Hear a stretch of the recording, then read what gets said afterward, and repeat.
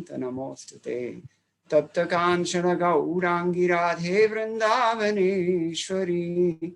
Vrishabhanusute Devi Pranamami Haripriye.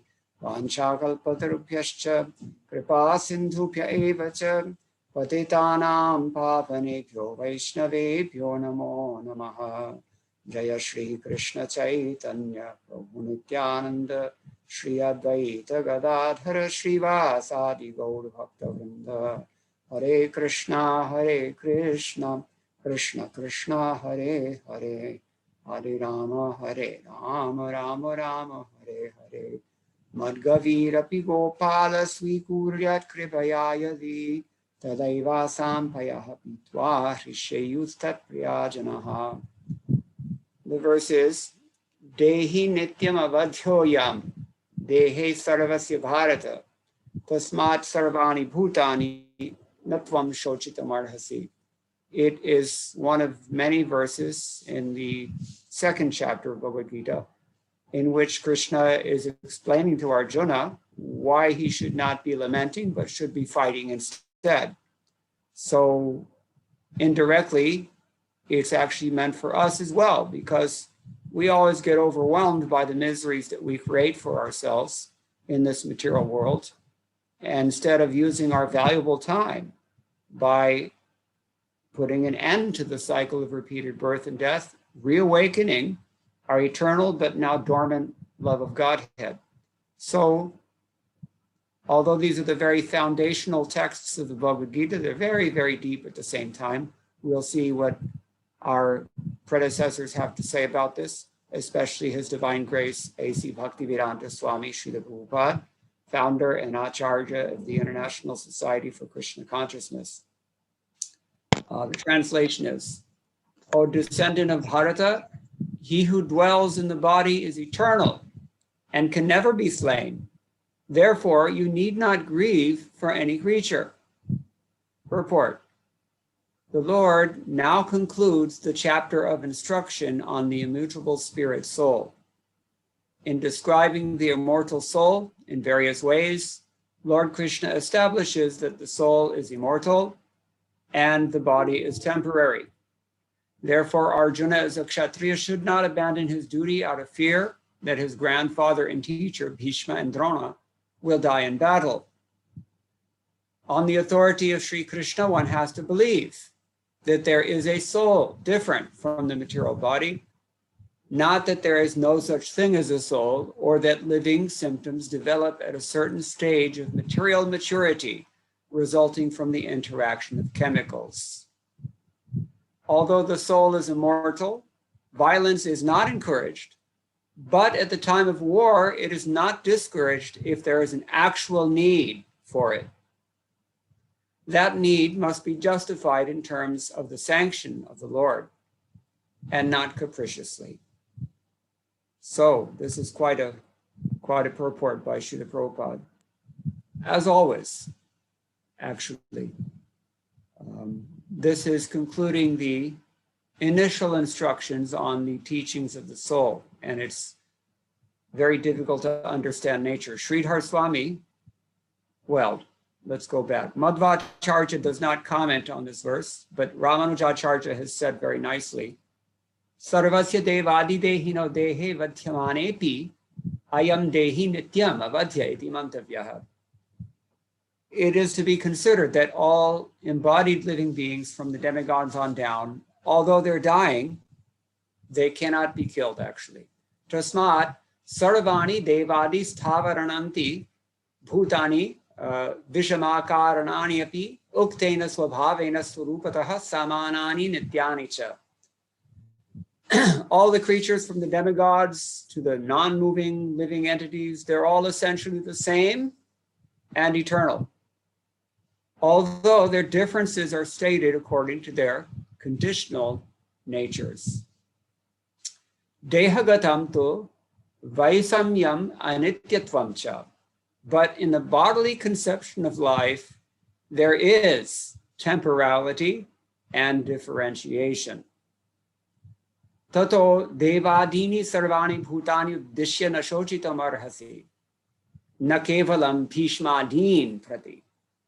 So he says you should not lament for any living beings. That means all living beings. He intends here not just Bhishma and others on the battlefield, but also the demigods and all living beings in material existence. This is Ramanujacharya's understanding of this verse. Sridhar Swami, in his own commentary, says, Tadevam avadhyatvam atmanaha sankshepeno upadeshan ashotyatvam upasangharati dehiti adi spashtarthaha. He feels that the meaning is clear, that in this verse, which briefly teaches about the deathlessness of the self, the conclusion is that there is no reason to lament. That may be why Madhvacharya said nothing about this verse. He felt that everything was already very clear. Vishwanath Chakravarti Thakur also gives very simple comments. Tarhi nishchitya rupruhi kim aham kurvam kim va na kuryamiti tatra shokam makuru yadham to kurvatyaha dehi tidvabhyam. In these two verses, this one and the previous verse, I believe it is, Arjun may say, Nishchitya bruhi, tell me straight up, as we say in colloquial terms. Be frank, tell me unambiguously. Kim aham kuryam, what am I supposed to do? Kim va na kuryamiti, or what am I not supposed to do? Very practical man, Arjun. So he's asking a very practical question, and Krishna gives him a straight to the point answer. Tatra shokam ma kuru, don't be miserable, don't lament. Yuddham tu kuruvityaha, you should fight this battle. Dehiti dvabhyam. So Baladev Vidyabhushan elaborates on this. Srila Prabhupada was very fond of Baladev Vidyabhushan's commentary on the Gita, Gita Bhushan. And most of his comments in Bhagavad Gita, they follow from those of Baladev Vidyabhushan. So let's listen carefully. What does Baladev say?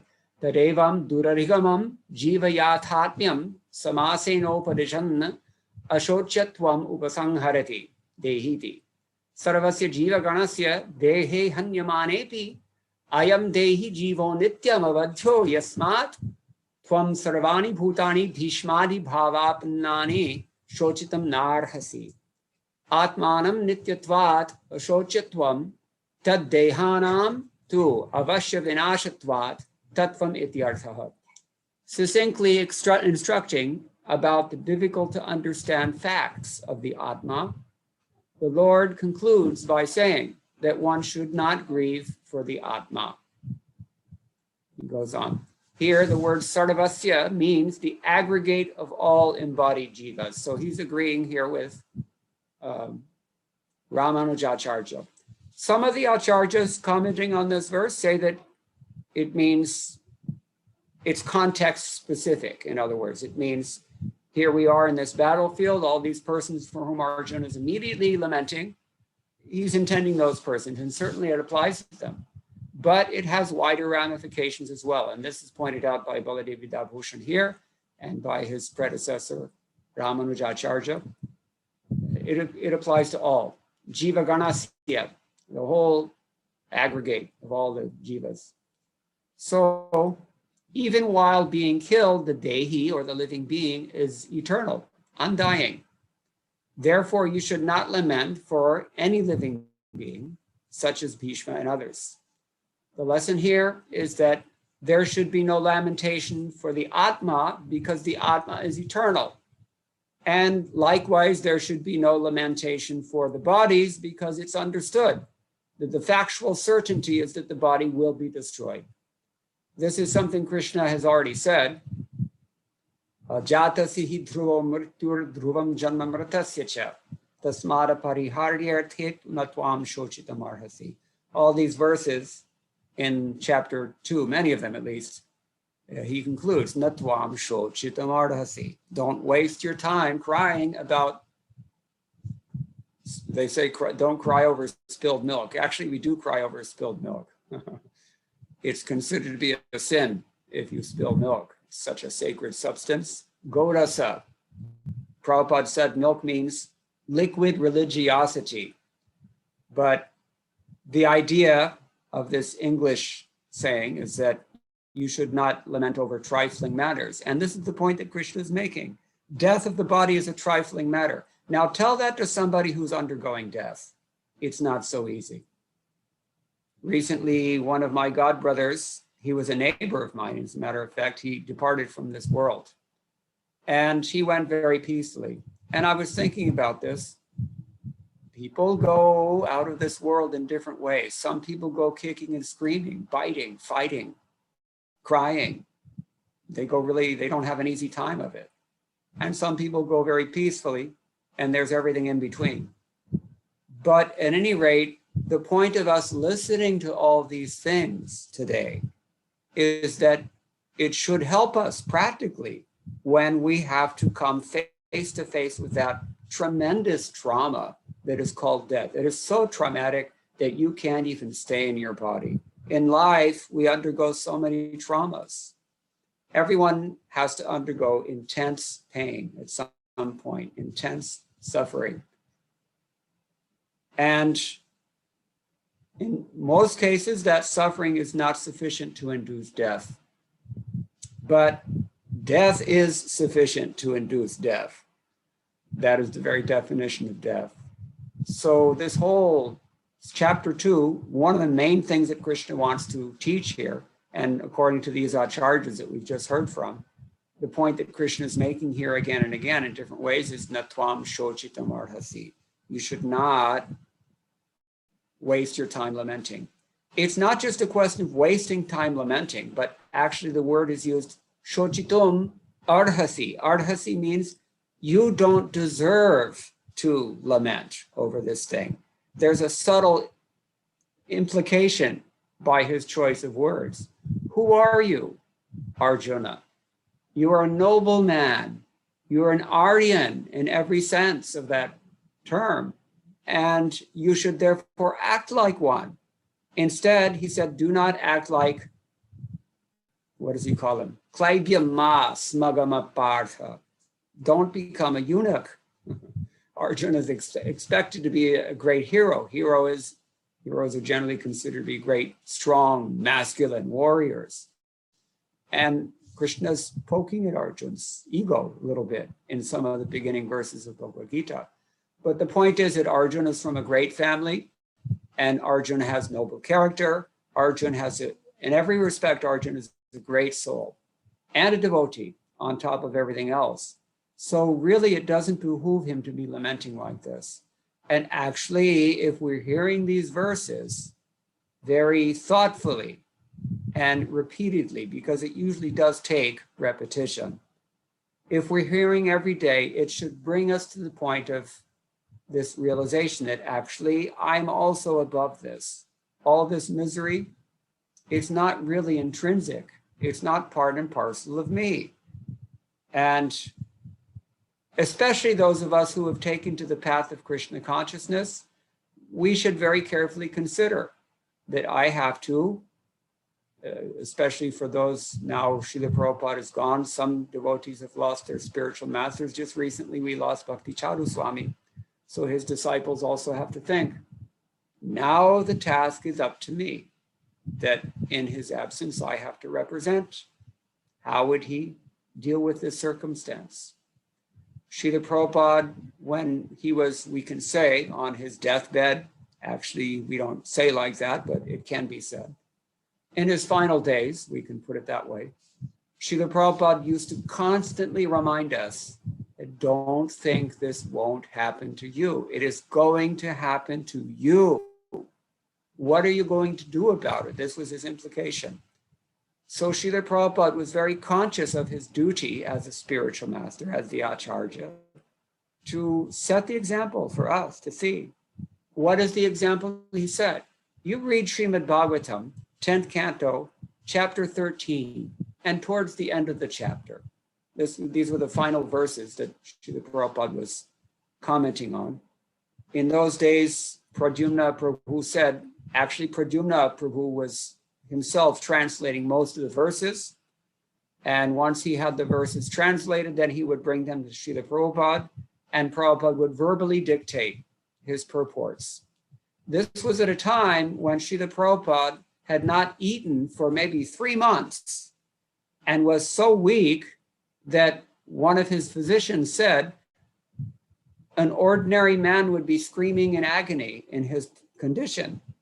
He was just literally like skin and bones. There aren't very many photographs of Srila Prabhupada from that period, but if you see one, you can see he was so gaunt, like a skeleton wrapped up with skin. Even I had a picture of Srila Prabhupada from London. That was his final trip in 1977. He actually intended to come to America, but he only got as far as London by Krishna's arrangement. Srila Prabhupada had intended to come to America. He wanted to sit down in Gita Nagari, that farm community in Pennsylvania, North America. And he wanted to personally show the devotees, or at least inspire them by his direct instructions, how to live a simple life, off the grid, so to speak, as they say nowadays. They didn't have that terminology then, but that's what he was talking about. To live a self-sufficient, simple lifestyle, and in accordance with the Shastric injunctions. There's a word for that, varnashram. And Srila Prabhupada was very, very eager to instruct his devotees about that. For that purpose, even in his weakened, sickened condition in mid-1977, he went to America. Unfortunately, there was some medical problem and he was stuck in London. He had to undergo surgery. The surgery was botched by divine arrangement. And Srila Prabhupada came back to Vrindavan. And anyway, we're getting too far afield here, but the point is that even if you read Srila Prabhupada's final purports, you'll see how crystal clear his consciousness was, how authoritative he was speaking. Same things he would always speak.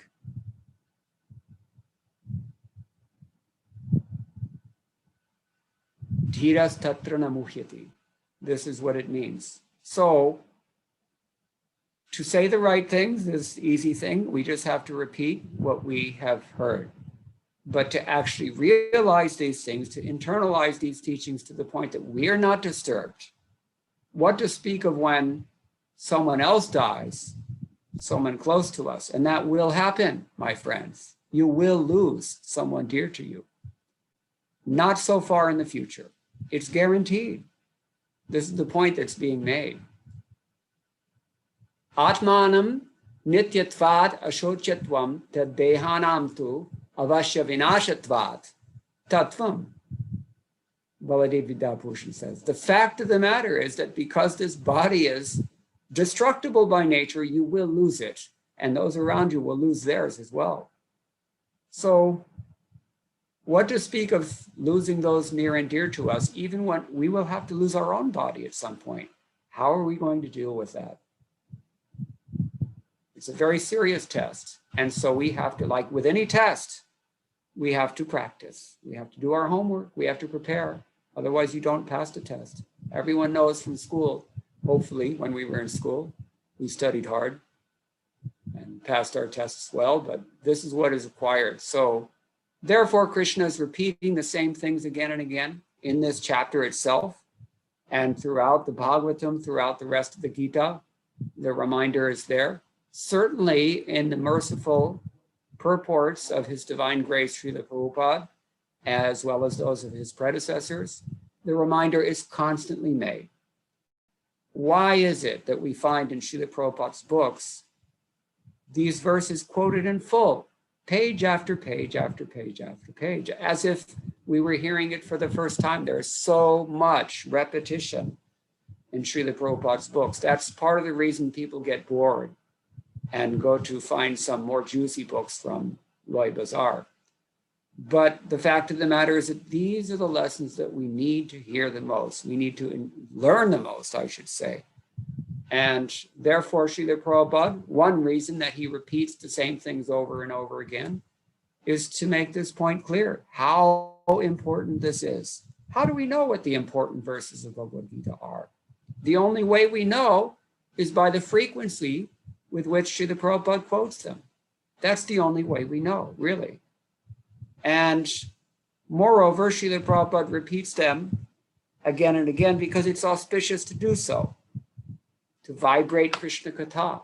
Krishna Katha means topics about Krishna or topics spoken by Krishna.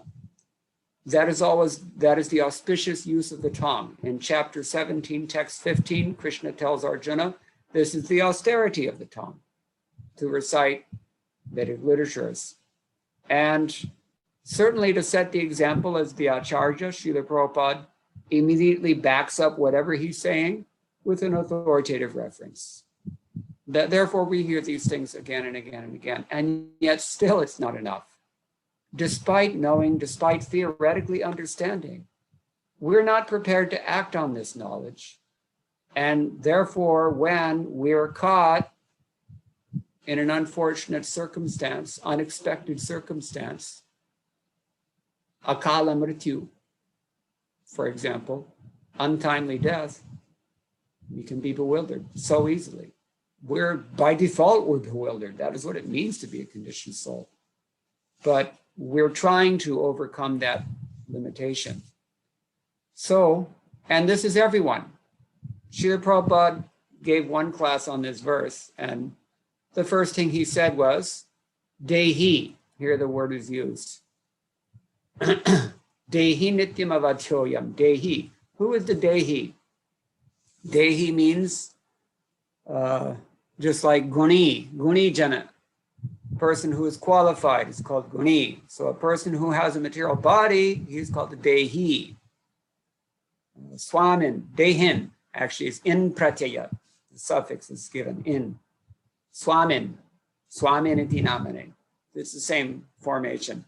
Means the person who has the material body. What about him? Avadhyo ayam. This person is actually deathless. He's not subject to being killed. Because he is nityam, he's eternal. And even though we see them dying all the time, it should be understood that still he's eternal. So there are two natures. This is the point that Prabhupada made in his class on this verse. There's a higher nature and the lower nature, and both of them are coming from Krishna. They're both of them equally important, but they're different at the same time. Just like Ramanujacharya in his language, he calls this Vishishtadvaita, or Chaitanya Mahaprabhu more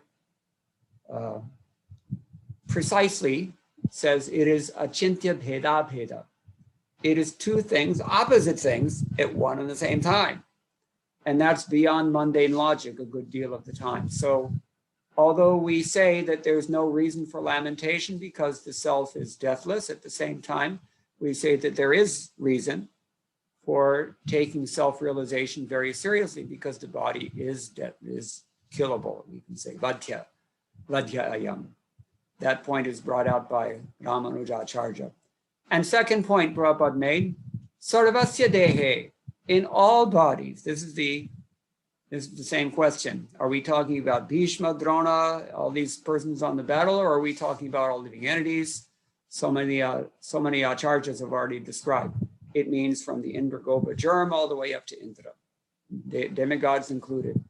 Sarvasya Bharata. And Prabhupada, preaching in a Western context, Srila Prabhupada did not often lose the opportunity to direct this understanding at our friends who claim that the human being alone has a soul and animals have no soul.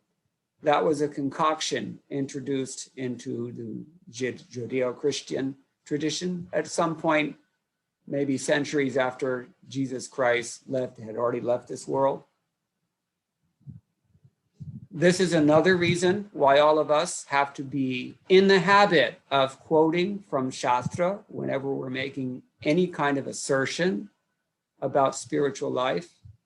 Because if we don't set that example, it will not be followed by those younger to us.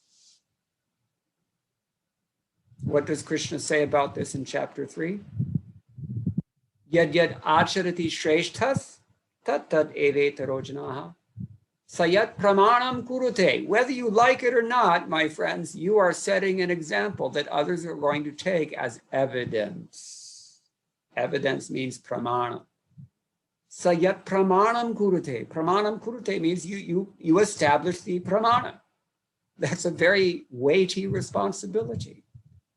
And so we have to act as Srila Prabhupada acted. That's why he acted that way, to show us, to establish within our minds, what is the Siddhanta, what is the importance of this subject matter, what is the character of an acharya, what is our epistemology. Epistemology is a fancy Latin word that means the same thing as pramana. How do we know what we know? Devotees, nowadays, I think more than previously, you see, they argue about so many things. Why? Because there's some lack of clarity. Why is there lack of clarity? Because they're not reading Prabhupada's books, period. If everyone would simply repeat what Bhagavad Gita says, then there would never be any argument. But because we choose not to do that, often because we cannot do that, because we've chosen, again, not to read Bhagavad Gita in the first place.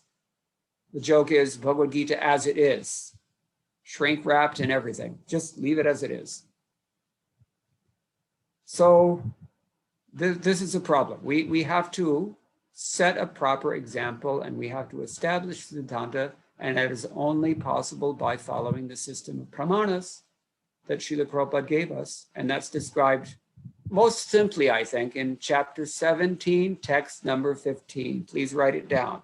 Bhagavad Gita, chapter 17, text 15. Study that verse and its purport very carefully. That's what we're talking about right now. And then you can go back and listen to this class if you're really serious about it and hear some of the things that we're saying about that. But the principle is that we should always repeat what the Shastra says. And how did I get on this topic? Because we've already seen another parampara in a different religion has already become nashta. And Krishna has warned us about that as well. Where? In the beginning of chapter 4. Evam parampara praptam imam rajarshayo viduhu sayat. What is that? Just now it escapes me. But he uses this term. The parampara was pranashta. It becomes destroyed. It becomes destroyed when we fail to assimilate or fail to repeat. That's all. Assimilating and repeating simply means hearing and chanting. So the centrality of this process is hearing and chanting. And that should establish the proper conclusion, which is that it is not just the human beings that have a soul. Everyone has a soul, all living entities. Tasmat sarvani bhutani. They are all of the same nature. What is that nature? Avadhya nityam. Two things. We're not subject to death, even though the body dies again and again. And nityam. The reason we're not subject to death is because the Atma itself is actually nityam, eternal. So this is important. And the conclusion is, Vishwanath Chakravarti Thakur has already brought us to the practical conclusion. Very succinct, very simple. Arjuna asks a straight, clear question. What am I supposed to do? What am I not supposed to do? And Krishna answers him very clearly. Shokam makuru, yuddham tukuru. You should not waste time lamenting, and you should not, I want to say, pollute the reputation of the reputation of your good family by lamenting like a non-Aryan. This is one of the other things Krishna says, to kind of pinch Arjuna into some thoughtful action. Instead, you should just fight your battle. We should not forget the purpose of Bhagavad Gita. Yes, there's a purpose here. It's not just idle philosophy. Krishna wants this battle fought. Krishna wants that those who are dharmic will establish that dharma in human society. He wants that. That's what he wants. It's not something extrinsic, despite the fact that Chaitanya Mahaprabhu told this to Ramananda Rai. Eto bahya in Chaitanya Charitamrita. External does not always mean material or negligible, right? Because everyone eats every day. That's also external. Prasadam is external, but no one neglects it. So Varnashram is one of those things. And Krishna says, Dharma samsthapanarthaya sambhavami yuge yuge. Again and again and again, every age, I'm coming back to do the same thing because you people don't open the books and listen to what I say. Or if you listen, you just parrot-like repeat it and don't actually apply it in your life.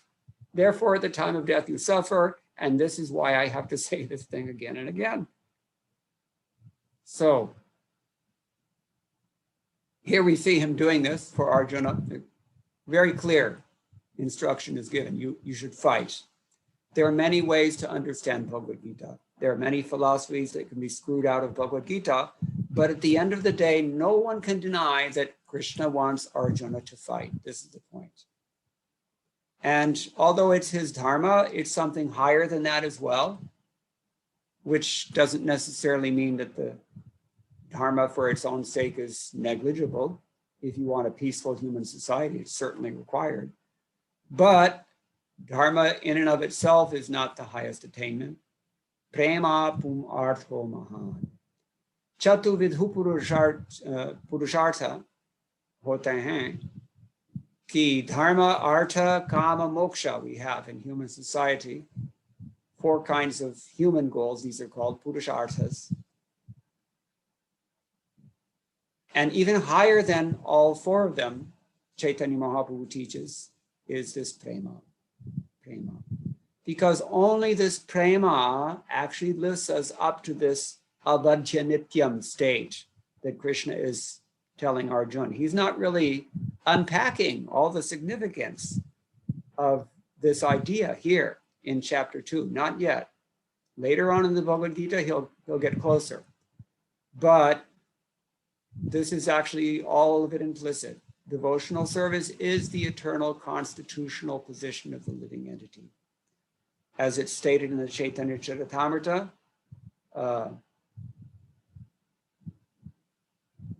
Krishnera, what is that? Jiver Sharup Hoy Krishnera Nitodash.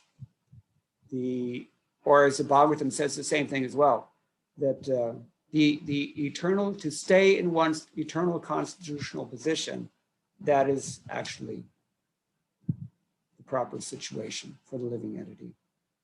So this is what Vishwanath Chakravarti Thakur gets from this. Now, Baladev Bhushan says, Duradhigamam. This is something which is very difficult to understand.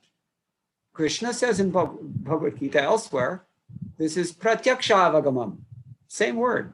Adhigamam, avagamam means the same thing, to understand. So it's not so easy to understand. Why? Because it's subtle. It's very subtle.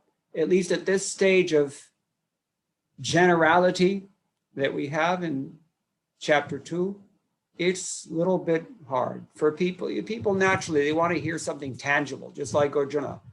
Nishchitit bruhi. Tell me something tangible, clear, telling us something I can understand. So Bhagavad Gita in the beginning, Krishna's being very indirect in the way that he's approaching the topic because he understands that Arjuna is emotionally disturbed. When a person is upset, you have to be very careful how you give them instruction. Sometimes you may just want to wait. And that's what Krishna does in Bhagavad Gita. First, he's pacifying Arjuna with some very indirect preaching, and then he slowly starts getting more and more focused and pinpointed. And finally, then by that time, Arjuna has been primed and he's ready to fight at the end of Bhagavad Gita. But jiva yathatmyam, the actual nature of the jiva, duradhigamam. This thing is very difficult to understand, Baladev Bhushan says. But he's very, in summary, he's been instructing so far throughout chapter 2 of this chapter. And here he comes to the practical conclusion, upasangharati ashochitvam. You should not lament, either as a matter of understanding your exalted position and how it's beneath your dignity to fall to this level of lamentation. Actually, according to Shankaracharya, I think it's in chapter 1 of Bhagavad Gita, in his commentary, he says, he gives an etymology for the word Shudra. Shudra means somebody who is lamenting. Shochati. Just like in chapter 18 of Bhagavad Gita, Krishna gives the definition of the Brahmana, the person who is Brahmabhuta. Na shochati, na kangshati. Na shochati means he's not overwhelmed by the tamoguna of lamentation, crying. And na kangshati, he's not overwhelmed by the rajoguna of passionate hankering or endeavor or envy, all those things, passionate things. Passion and ignorance. These are the two enemies in the beginning of our spiritual lives. And if we follow the Shastra Vidhis very carefully in terms of Vaidhi Bhakti Sadhana, as well as generic instructions meant for all human beings, that's called dharma, then we will come out of the modes of passion and ignorance. It is guaranteed. Do not have any fears or doubts about this. You will be elevated. You cannot fall. Many of the, all the acharyas actually, commenting on the beginning verses of chapter 18, in which Krishna explains the difference to Arjuna between sannyas and real renunciation.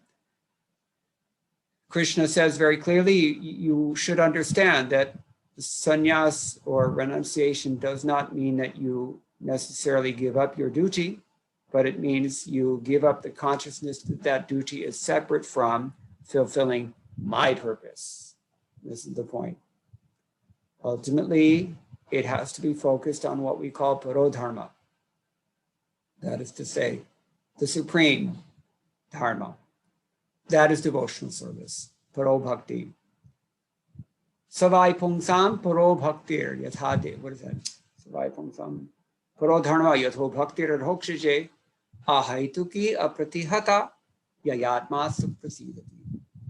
And when we're situated in our actual constitutional position as eternal servants of Krishna, remember we discussed that in the beginning, when we're actually on the avadhya platform, the nityam platform, what do? We engage in pure devotional service. What are the characteristics of that devotional service?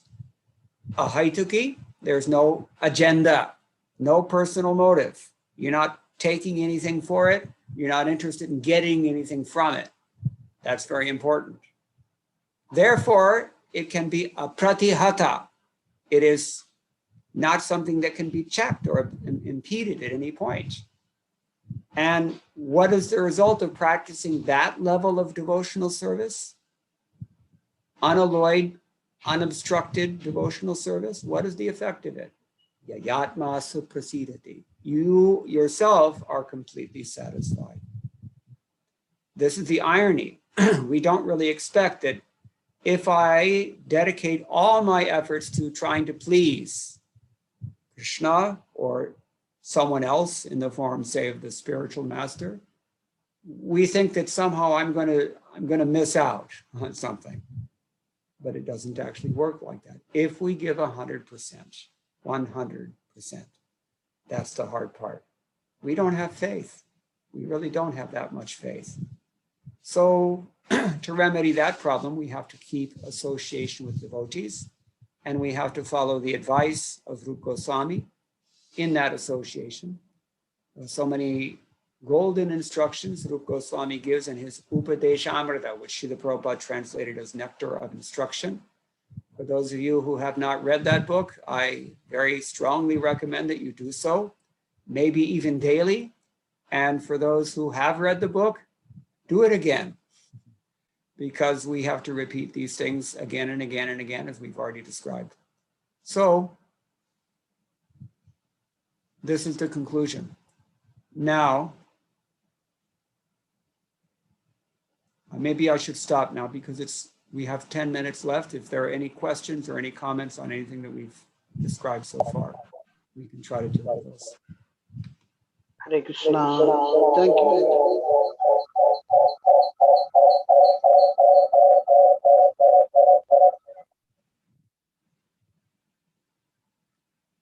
Okay, the sound is there's infinite echo. Can you hear me?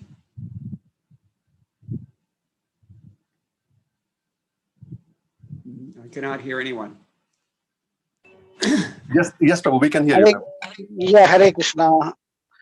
Hare Krishna, Prabhuji. Thank you very much for such an instructive class. It is very useful for all the assembled devotees. We will take some questions, Prabhuji. Okay. If there is any questions regarding today's class or any other doubts, you can clear from Prabhuji. You can unmute and you can ask the questions.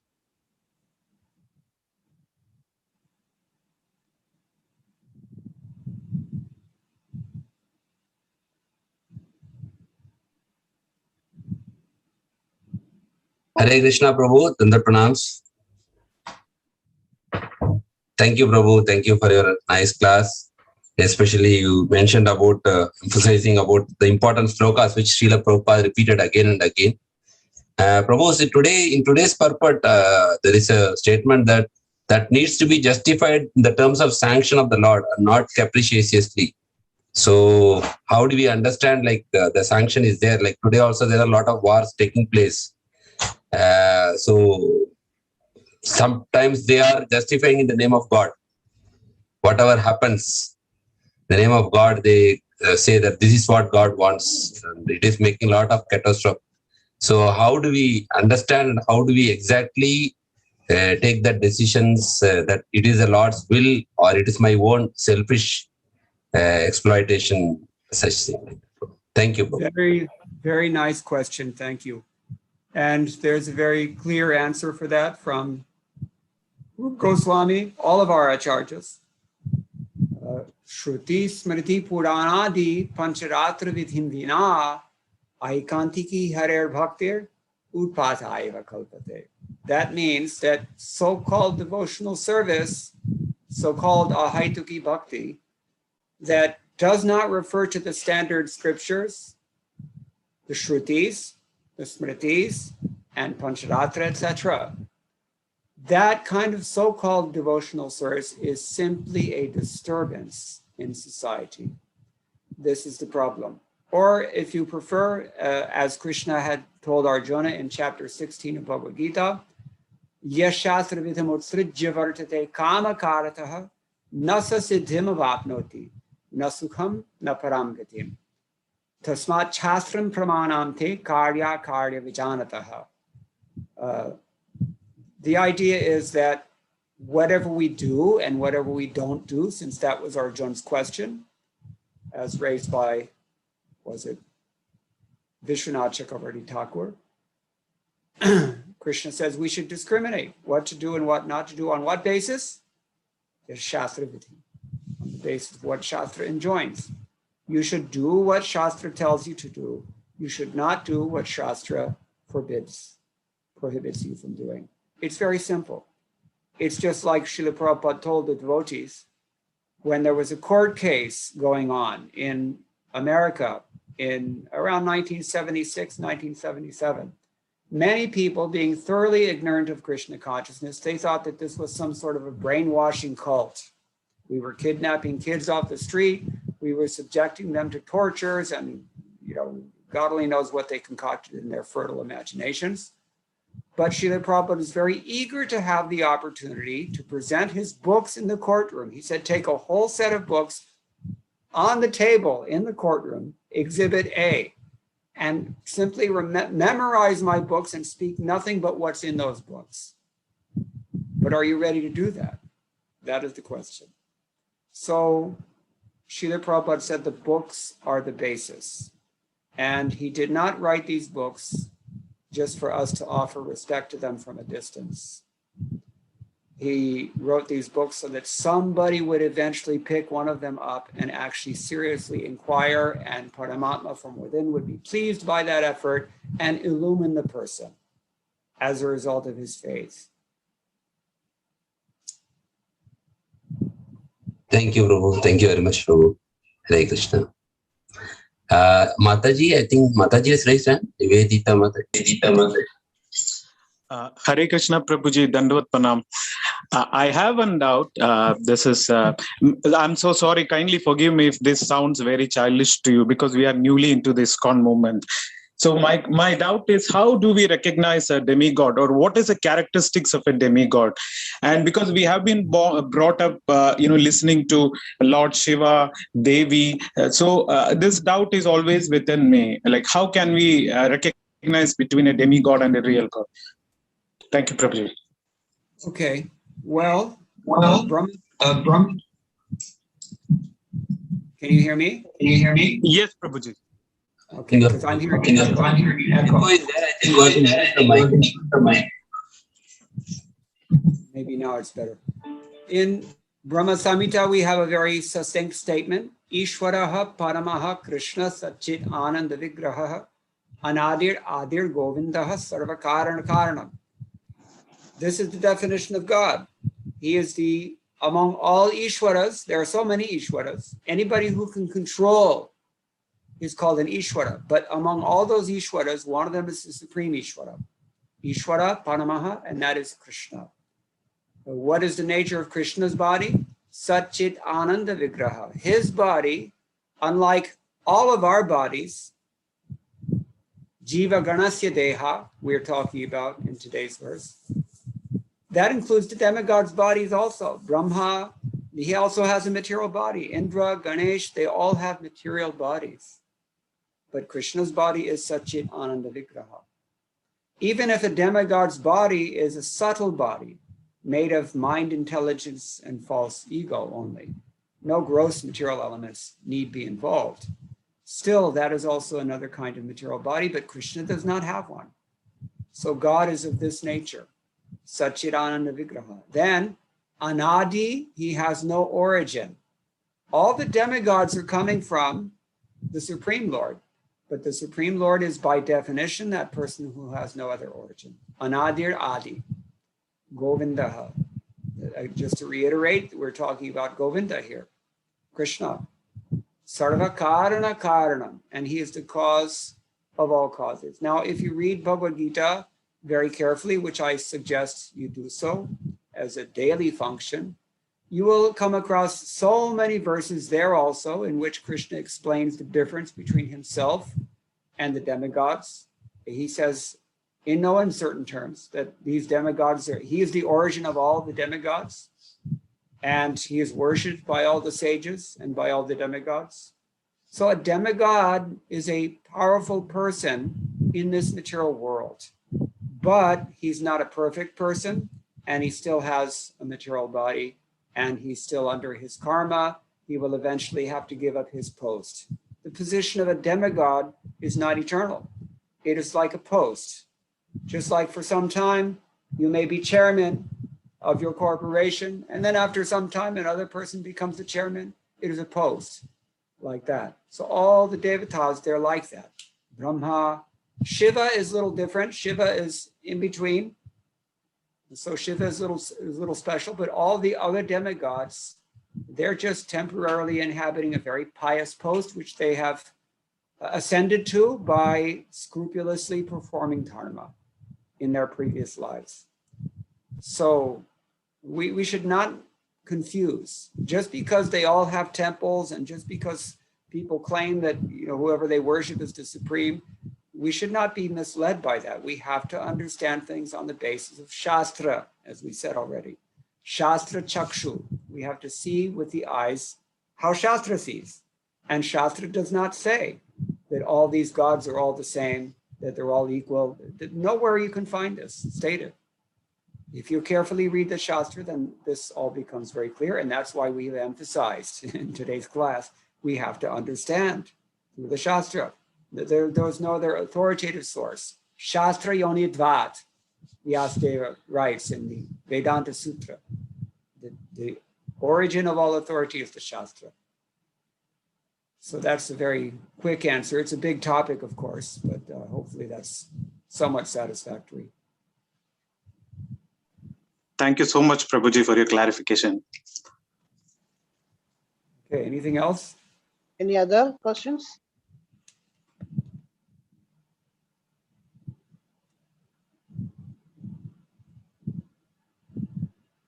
If nobody has any questions, it is exactly 1 o'clock. Oh, we have Vishwa Kalyana Gauradas, Prabhu. Kalyanam Hare Krishna. Hare Krishna. Hare Krishna, Prabhu. Thank you so much for the enlightening class today. I just want to reiterate that one point that you've made very, very significant, I felt, amongst many, that one who is very serious to leave, at least during the time of leaving this body, one who wants to maintain that Krishna consciousness, which is very, very full of Krishna's remembrance, then one needs to read Srila Prabhupada's books. And the remembrance that you are not this body and you are much higher than the material implications. You mentioned that one who reads Prabhupada's books regularly, then he has this kind of remembrance. I just wanted to confirm and basically share that it has been my own personal realization and my observation, especially in the community of ISKCON, that whoever is very, very, very serious and very, very desiring, actually has the desire to go back to Godhead or become a pure devotee or rise above the material platform. So I try to do a study basically just to see what is it that is driving them. And it is this, that they are actually really, really loving Srila Prabhupada's books and reading it very, very, reading it in a manner that other people are not doing. Prabhu, on that note, I just want to take some inputs from you, especially on reading. I know it's a very big topic, but my question was on how one can improve his reading, and especially to maintain this mood that you are not the body, you are the spirit soul. That's sustaining that thought is very, very challenging, at least for me. So I thought I'll have some more suggestions from you. Okay, well, one thing that comes to mind about this, about everything actually, is that Srila Prabhupada, he was predictably unpredictable. Sometimes devotees would expect that Srila Prabhupada would say one thing in a given circumstance, and Srila Prabhupada would say the opposite thing. It seems as if Srila Prabhupada went out of his way to be like that, because I think, I don't really know, but it would seem that Prabhupada was trying to encourage us to look at things from different angles of vision, because it's not egocentric. Every one of us is not the center of the universe. Only Krishna is the center of the universe, and none of us can fully appreciate Krishna fully, even when we are pure devotees. No one knows him completely. This is the point. But why am I saying that? Because I'm going to disagree. Out of great sympathy, despite my great sympathy with what you've just said about the importance of Srila Prabhupada's books, I'm going to say that the real reason that some devotees advance and others don't is because they have an intrinsic, they have a strong desire to give themselves to God and to go back to Godhead and to realize Krishna and to please Krishna. That desire is what inspires them to open up Srila Prabhupada's books. And that's a transcendental thing. But having said that, it is a fact that those who receive the intelligence that Srila Prabhupada's books offer to us, they know what to do and what not to do, which is to say that they develop the discrimination how to go back to God and how to take the enthusiasm that they have for approaching God and channel it in the most productive and authoritative manner. This brings us back to that point about, say, for example, persons who feel that they have a tremendous faith in God, and they have a tremendous desire to sacrifice themselves in the service of God. But because they're not properly guided, therefore they feel that the best way to do that is to kill other people who disagree with them, or, to make a statement by flying a jetliner filled with, fuel into the World Trade Center or something like this. This is tamasic faith. Our faith cannot be elevated from tamoguna, rajoguna, without the discrimination, without the intelligence that is given by Shastra.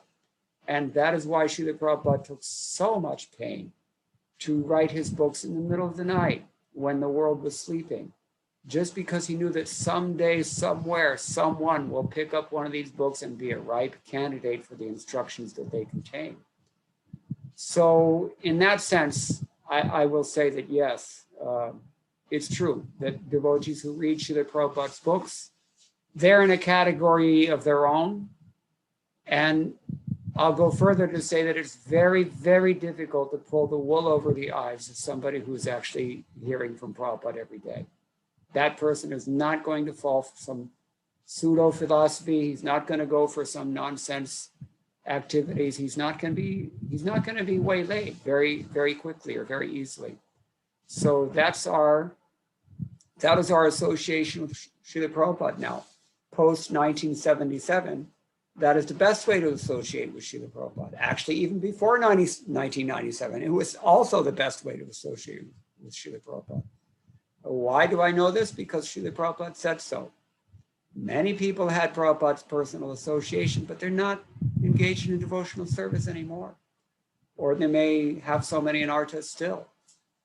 So the best way to connect is really through Srila Prabhupada's books. He wrote them for that purpose, to extend his association to the entire world in a two-dimensional form, in a sonic form also. Is that okay? Yes, indeed. And especially hearing Prabhupada's message from his special followers and devotees like you, that makes it even more nectarian and sweeter. So thank you so much for sharing. Thank you. Anything else? Thank you. Anybody else? Any questions?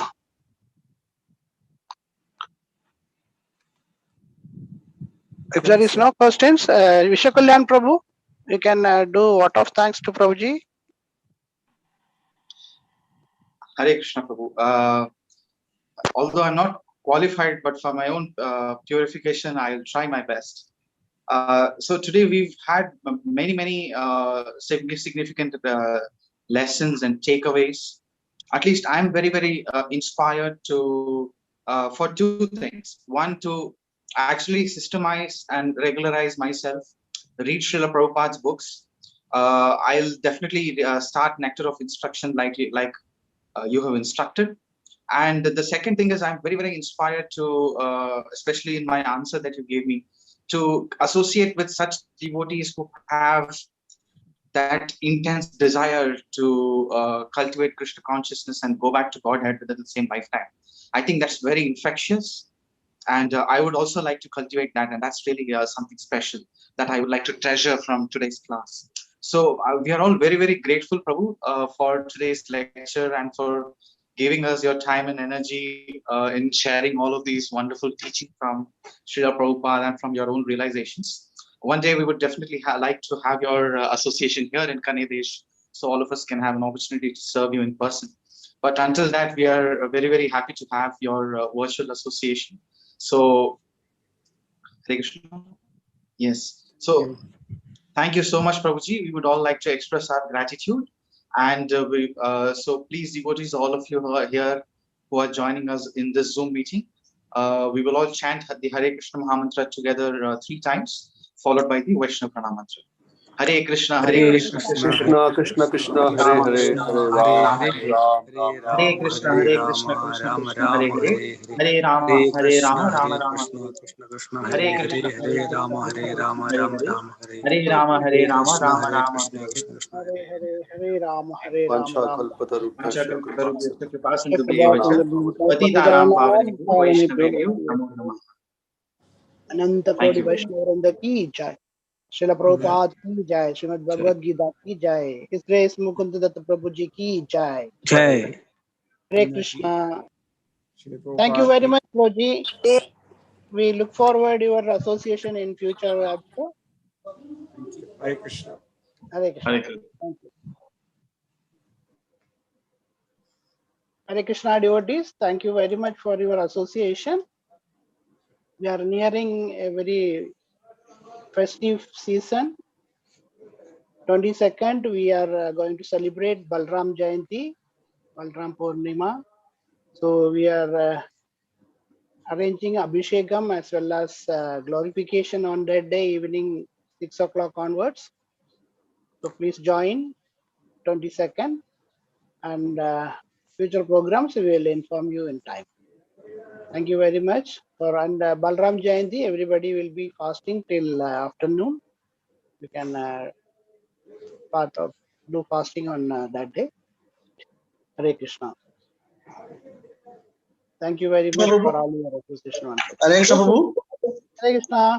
Prabhuji, അഭിഷേകം എവിടെയുള്ള പ്രഭു? Ashramadilla. Krishna Balram deities will be taken, bring by Kanaganga Chaitanya Prabhu, so we'll have Abhishekam there. And devotees can make Chapan Bhoga also. We can offer Chapan Bhoga on that auspicious day. And we have a class by His Grace Krishna Krishna Jain. എല്ലാവർക്കും പങ്കെടുക്കാവോ അപ്പോ? Those are available, you can part of that. Okay. Hare Krishna, Prabhuji. Dandapranam. Prabhuji, it will be Ekadashi Prasadam or normal Prasadam that day, Prabhuji? Actually, for the festival days, we used to go for Ekadashi Prasadam. Yes, Prabhuji. Yeah.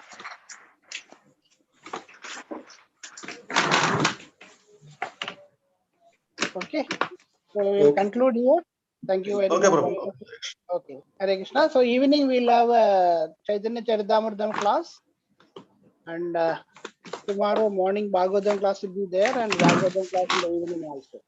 So please join all these classes. By that we will conclude. Hare Krishna.